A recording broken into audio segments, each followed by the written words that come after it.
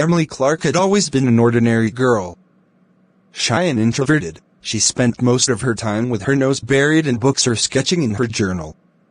Her family had recently moved to an old house in the small town of Ravenwood, a place known for its rich history and eerie legends.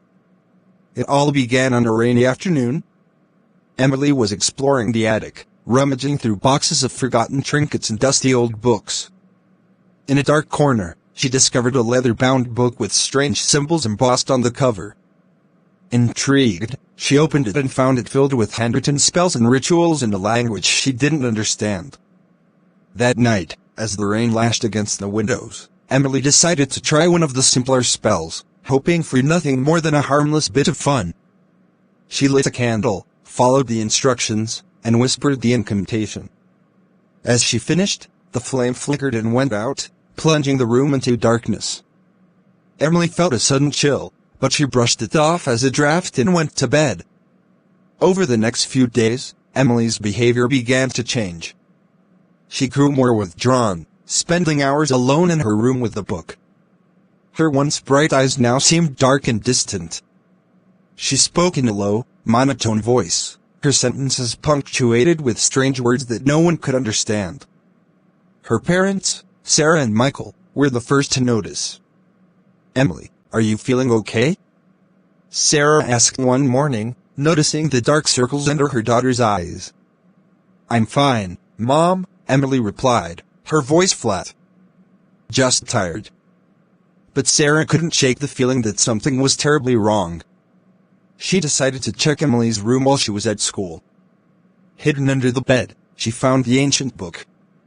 As she flipped through its pages, a sense of dread washed over her. The spells and symbols were unlike anything she had ever seen. That evening, Sarah confronted Emily. "Where did you get this book?" "I found it in the attic," Emily said, her eyes devoid of emotion. "It's mine now." "Emily, this isn't safe.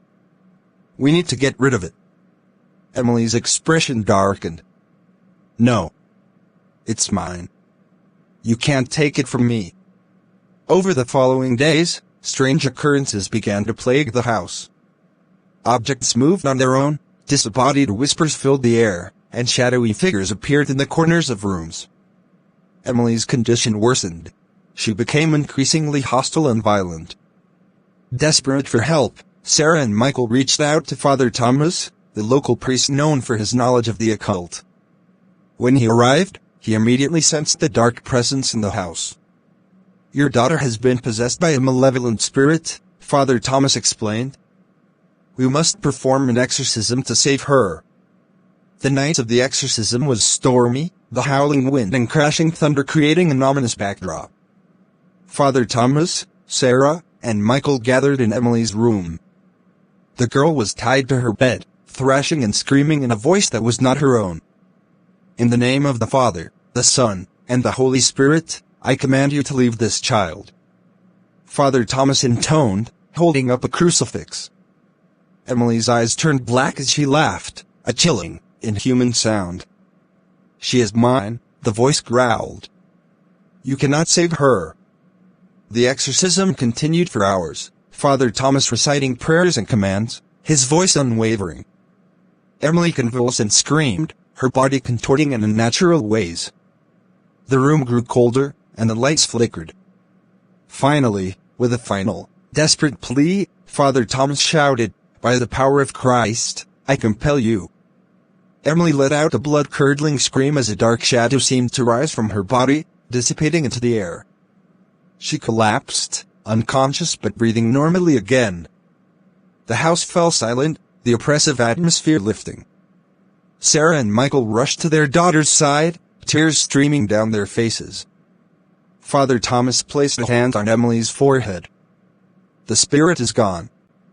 She will need time to recover, but she is free."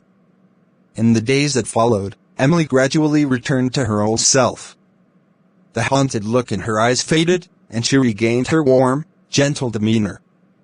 The book was burned, its ashes scattered far from the house. Though the Clarke family never spoke of the ordeal again, the memory lingered, a reminder of the darkness that had briefly taken hold of their lives. And in the attic, Among the dusty relics of the past, the echo of ancient whispers remained, waiting for the next unsuspecting soul to uncover their secrets.